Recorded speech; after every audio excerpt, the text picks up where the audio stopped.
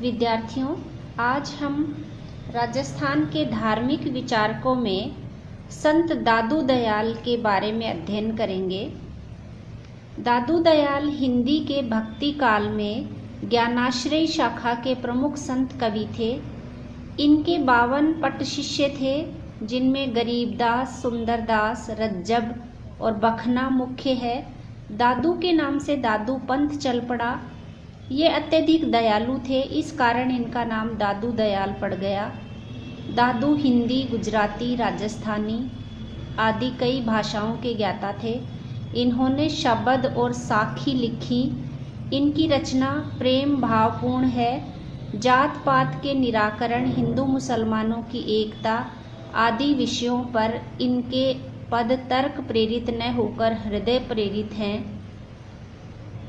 दादू का जन्म फाल्गुनी सुदी 8 गुरुवार 1544 ईस्वी में भारतवर्ष के गुजरात राज्य के अहमदाबाद नगर में हुआ था। कहा जाता है कि लोदी राम नामक ब्राह्मण को साबरमती नदी में बहता हुआ एक बालक मिला। अधेड़ आयु के उपरांत भी लोदी राम के कोई पुत्र नहीं था, जिसकी उन्हें सदा लालसा रहती थी। लोदीराम नागर ब्राह्मण ने दादू का पालन पोषण किया। 11 वर्ष की अवस्था में दादू को भगवान ने वृद्ध के रूप में दर्शन दिए और इन्हीं वृद्ध बुढ़न या वृद्धानंद को दादू का गुरु माना जाता है। इस बात का उल्लेख जब जन गोपाल कृत जन्म लीला पर्ची में मिलता है। इस पंथ के अनुयायी अपने साथ एक सुमरनी रखते हैं। सतराम कहकर ये आपस में अभिवादन करते हैं। दादू के बाद यह संप्रदाय धीरे धीरे 5 उप संप्रदाय में विभक्त हो गया, जो हैं पहला खालसा, दूसरा विरक्त तपस्वी, तीसरा उत्तराधे व स्थान धारक, चौथा खाकी और 5वां नागा। दादू पंथियों का सत्संग स्थल अलख दरीबा के नाम से जाना जाता है।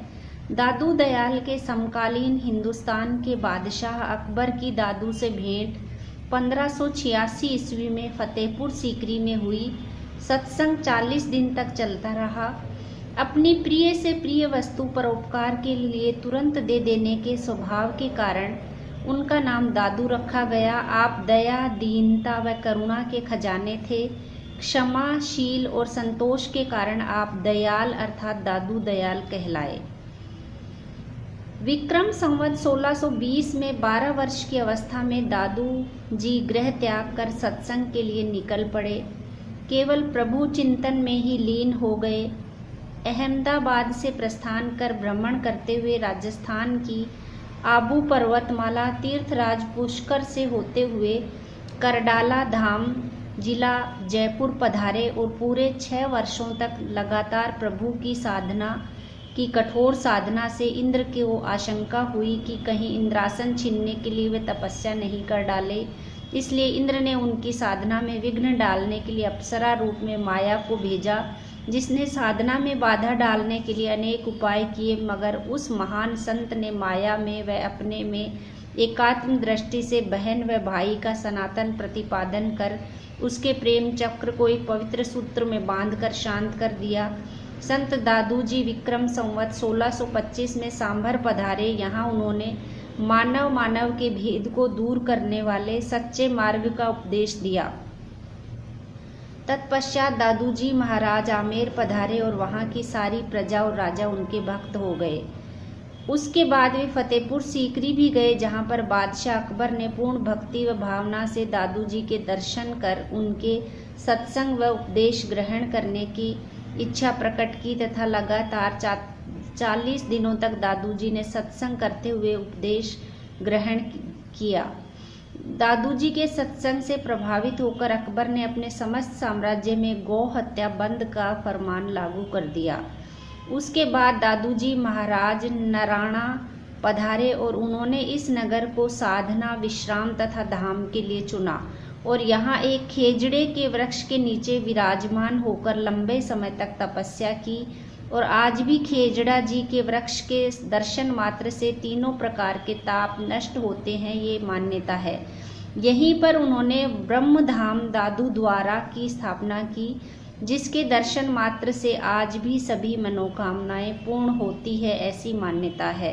तत्पश्चात श्री दादू जी ने सभी संत शिष्यों को अपने ब्रह्मलीन होने का समय बताया।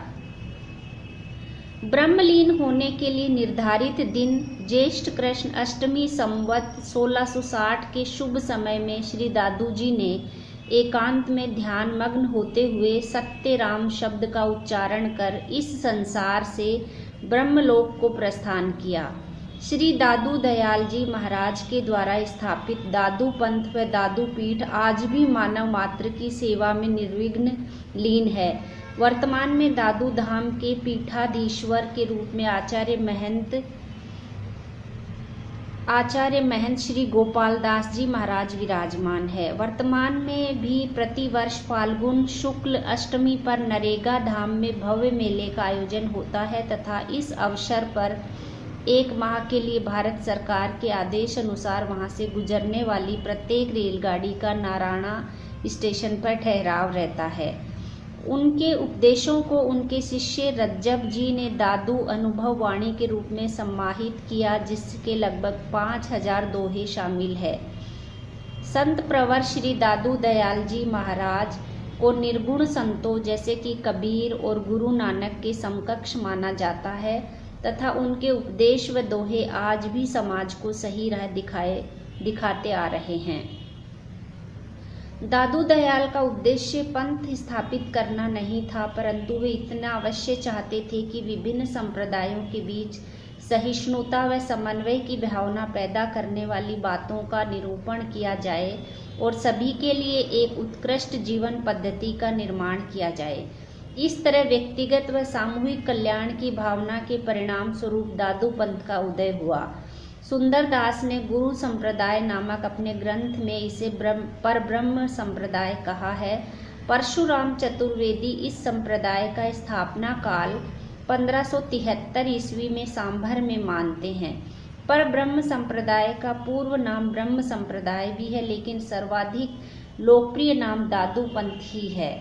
दादू के अनुसार उनका पंथ तो ऐसा है जिसमें द्वैत भावना तनिक भी विद्यमान नहीं।